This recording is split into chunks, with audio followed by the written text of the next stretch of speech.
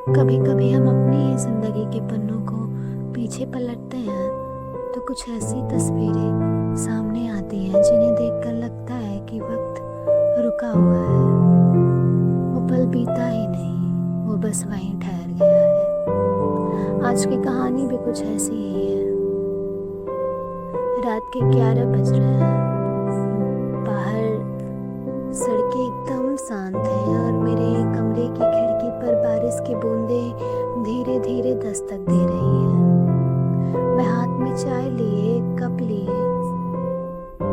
पुराने खतों का एक डब्बा खोलकर बैठा हूँ और सबसे ऊपर रखा है एक पीला सा लिफाफा। ये खत मुझे आज ही मिला है। लिखावट देखते ही मैं पहचान गया था, ये मानसी की लिखावट है। इस खत को छूते ही मैं सीधे 8 साल पीछे चला जाता हूँ।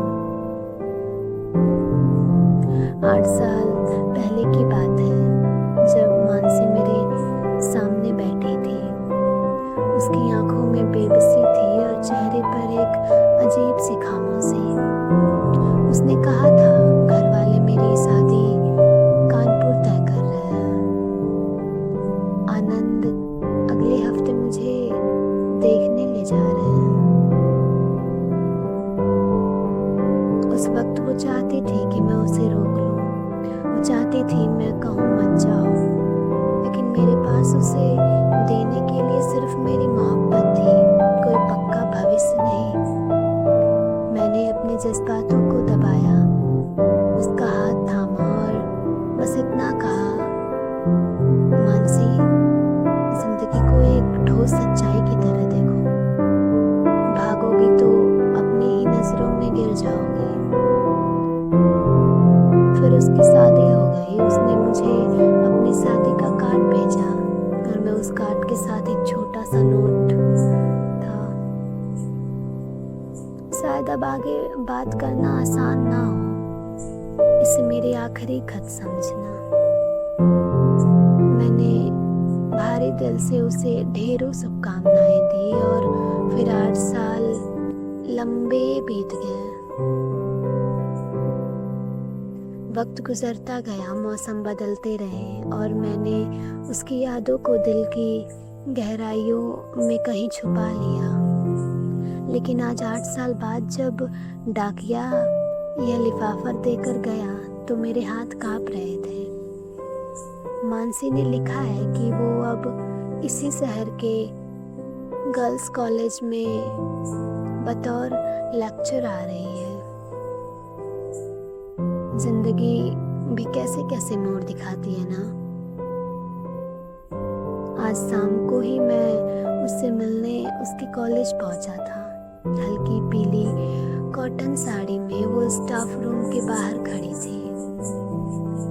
वही पुरानी मुस्कान, वही सादगी, जैसे 8 सालों का फासला बीच में आया ही ना हो। हम पास के एक कैफे में बैठे। कॉफी की भाप के बीच मैंने उससे पूछा, मानसी, तुम्हारी वो कहानियाँ, तुम्हारी वो किताबें कहाँ खो गई? अब कुछ लिखती क्यों नहीं हो? उसने अपनी उदास आंखों से मेरी तरफ देखा, अपनी रुमाल से चेहरे की नमी को पोंछा और बोली, अब लिखने को क्या बचा है आनंद? वही घर गृहस्थी और अब यह नौकरी। बातचीत में पता चला कि उसके 2 छोटे बच्चे हैं, एक 7 साल की बेटी और 4 साल का बेटा। लेकिन वो अपने पति और परिवार को छोड़कर यहाँ अकेले आई है। मैंने जब पूछा कि ऐसा क्यों, तो उसने बहुत सुकून से अपनी आवाज में एक अजीब सी मजबूती लाते हुए कहा, बात पैसों या मजबूरी की नहीं है आनंद। हर इंसान की जिंदगी में एक वक्त आता है जब फैसले अपने बूते लेने होते हैं। मैं अब और परिशुद्ध बनकर नहीं जी सकती। उसकी आंखों में दर्द था, लेकिन अपनी पहचान वापस पाने का एक स्वाभिमान भी था। आज वो अपने पैरों पर खड़ी हो चुकी है, एक सामर्थ्य लेखिका बन रही है। अब हमारी मुलाकातें बहुत कम होती हैं, बातें भी कभी कभार, लेकिन जब भी हम मिलते हैं कोई मलाल नहीं होता। सच है, कुछ रिश्ते मंजिल तक नहीं पहुंचते, लेकिन वो हमें अंदर से इतना परिपक्व बना देते हैं कि हमें अपनी ज़िंदगी की जंग अकेले लड़ना सीख जाते हैं।